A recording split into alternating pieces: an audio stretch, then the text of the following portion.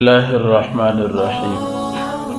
یا ایہا الذین آمنوا، اے وہ لوگ جنہوں نے ایمان لایا، کتب علیکم القصاص فی القتلى، فرض کیا گیا تمہارے اوپر قصاص قتل کے بارے میں، الحر بالحر، آزاد کے بدلے میں، والعبد بالعبد، اور غلام غلام کے بدلے میں، والانثى بالانثى، اور عورت کے بدلے میں۔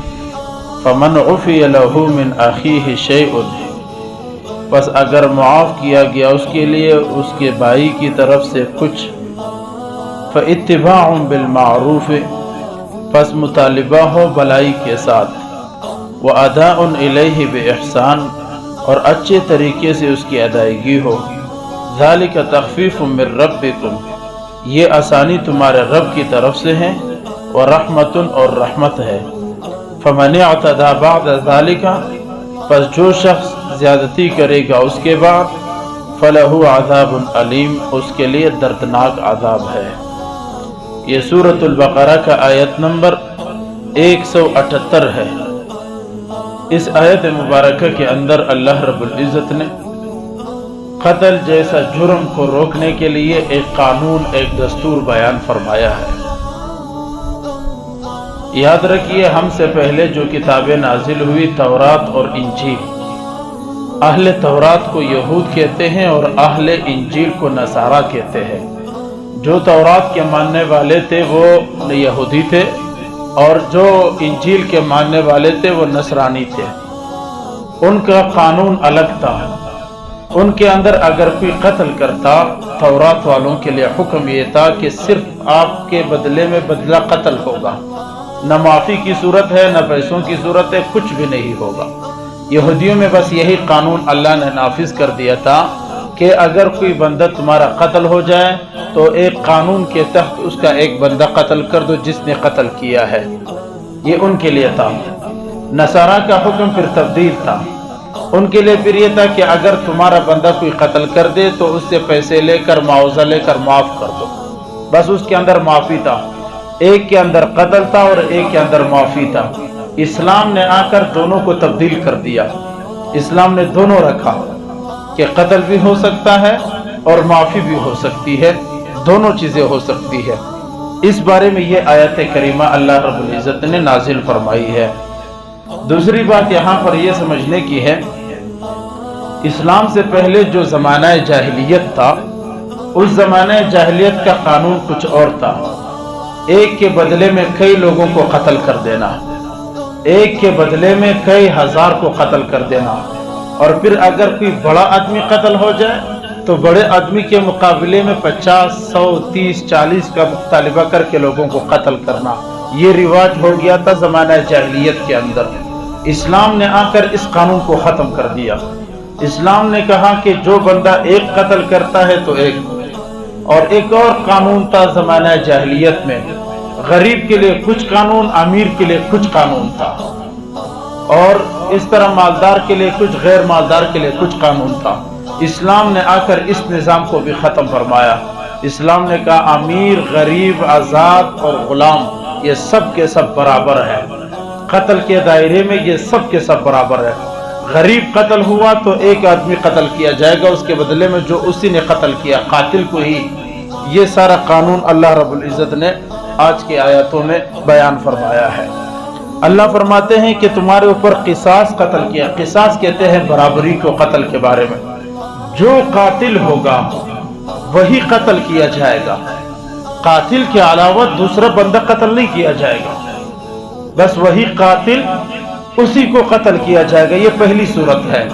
اگر معاف نہیں کرنا چاہتے، قتل کرنا چاہتے، تو ایک شرعی نظام کے تحت، ایک قانون اور ایک حکومت کے تحت اسی قاتل کو تختہ دار پہ لٹکایا جائے گا، یا اسی طرح اسے قتل کیا جائے گا جس طرح اس نے بندے کو قتل کیا تھا۔ یہ اسلام کا سب سے بڑا قانون ہے، اور یہ برابری کا قانون ہے۔ یہ اس صورت میں ہوگا جب قتل عمد ہو۔ قتل عمد اس کو کہتے ہیں جان بوجھ کر کسی کو قتل کر دینا، ایسے چیز سے قتل کر دینا جس سے عام طور پر لوگ قتل ہوتے رہو، تو اس کو قتل عمد کہتے ہیں۔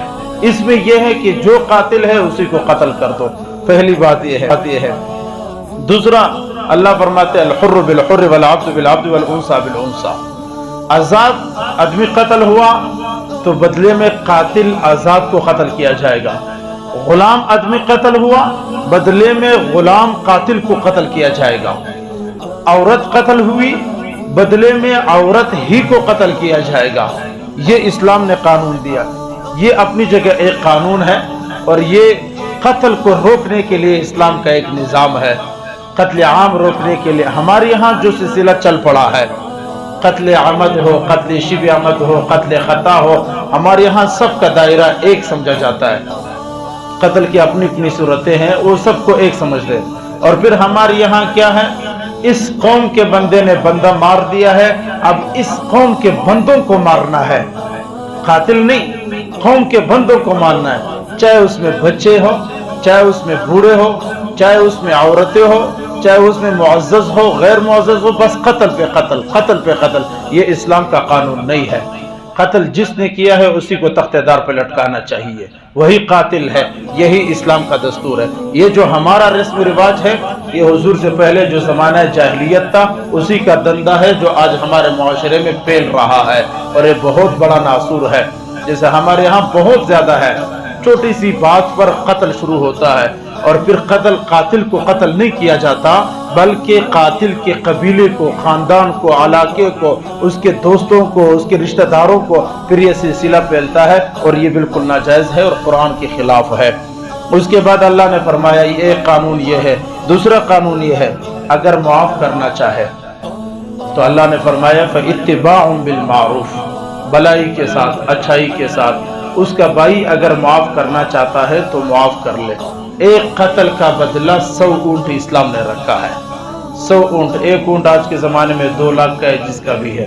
ایک بندہ قتل ہوگا، دیت میں قصاص کے طور پر، اس کے خون بہا کے طور پر 100 اونٹ دیے جائیں گے۔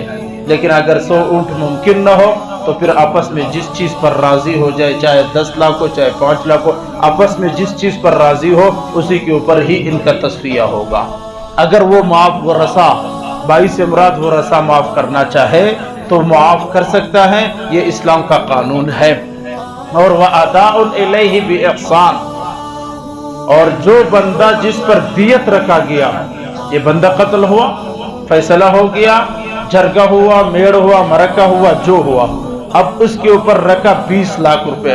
اب یہ 20 لاکھ روپے دینا، اچھے طریقے سے پہنچانا، یہ فرض ہے، یہ واجب یا سنت یا مستحب نہیں ہے، یہ فرض ہے۔ اب یہ 20 لاکھ روپے اچھے طریقے سے ادا کرنا، یہ قاتل کے خاندان پر فرض ہے، صرف قاتل پر نہیں، قاتل کے خاندان پر۔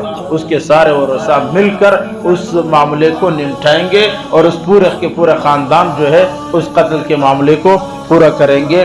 اللہ فرماتے ذالک تخفیف من ربکم ورحمہ، یہ ہماری طرف سے آسانی ہے، سہولت ہے جو ہم نے تمہیں دی ہے۔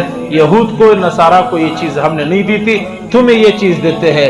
اگر قاتل کو قتل کرنا چاہتے ہو بھی تمہارے پاس قانون ہے، اگر قاتل کو پیسے لے کر، دیت لے کر معاف کرنا چاہتے ہو بھی تمہارے پاس۔ لیکن فمن اعتدی بعد ذالک، دونوں گروپ، مقتول بھی قاتل بھی، اس تصفیے کے بعد، فیصلے کے بعد اگر وہ زیادتی کرے گا، میرے حکم سے اغراض کرے گا، فلہ عذاب علیم، اس کے لیے دردناک عذاب ہوگا۔ اللہ ہم سب کی حفاظت فرمائے۔ خلاصہ